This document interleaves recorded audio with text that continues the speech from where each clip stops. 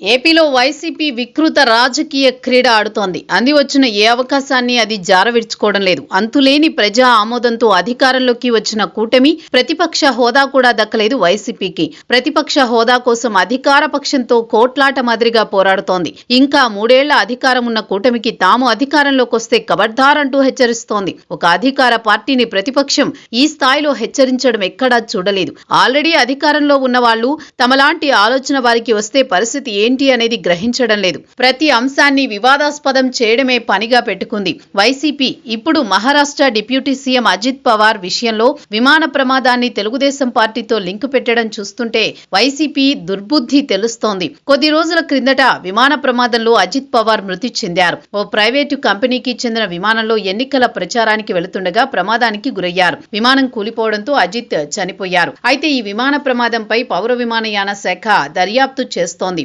అజిత్ పవార్ విమాన ప్రమాదం వెనుక కుట్రకోణం ఉంది అంటూ ఆయన సమీప బంధువు మేనలుడు రోహిత్ పవార్ ఆరోపించారు. దీనిపై సమగ్ర దర్యాప్తు చేయాలని డిమాండ్ చేశారు. అయితే ఈ విచారణ పూర్తయ్యే వరకు కింజారపు రామ్మోహన్ నాయుడును పౌర విమానయాన శాఖ మంత్రి పదవి నుంచి తొలగించాలని ఆయన డిమాండ్ చేయడం ఇప్పుడు ప్రాధాన్యత సంతరించుకుంది.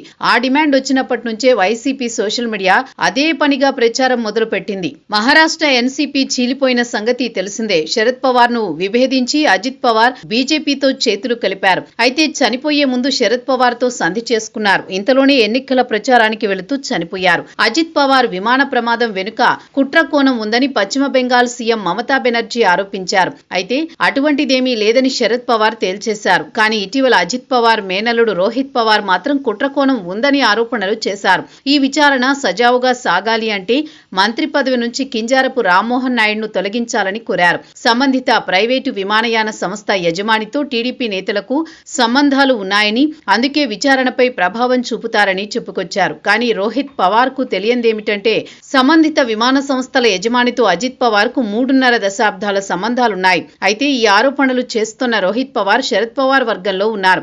ఎన్సీపీ శరద్ పవార్ ఇండియా కూటమి కాబట్టి ఈ తరహా ఆరోపణలు చేస్తున్నారు. అయితే కింజారపు రామ్మోహన్ నాయుడును మంత్రి పదవి నుంచి దూరం చేయాలని ఆయన కోరడం వైసీపీని ఆకర్షించింది. వెంటనే దీనిపై ప్రచారం మొదలు పెట్టేసింది. గుజరాత్ విమాన ప్రమాదంలో ఇండిగో సంక్షోభ సమయంలో కూడా ఇలానే రామ్మోహన్ నాయుడుపై ప్రచారం చేసింది వైసీపీ. ఇప్పుడు తాజాగా అజిత్ పవార్ విమాన ప్రమాద విషయంలో జరుగుతున్న పరిణామాలతో ఏడుపు మొదలు పెట్టింది.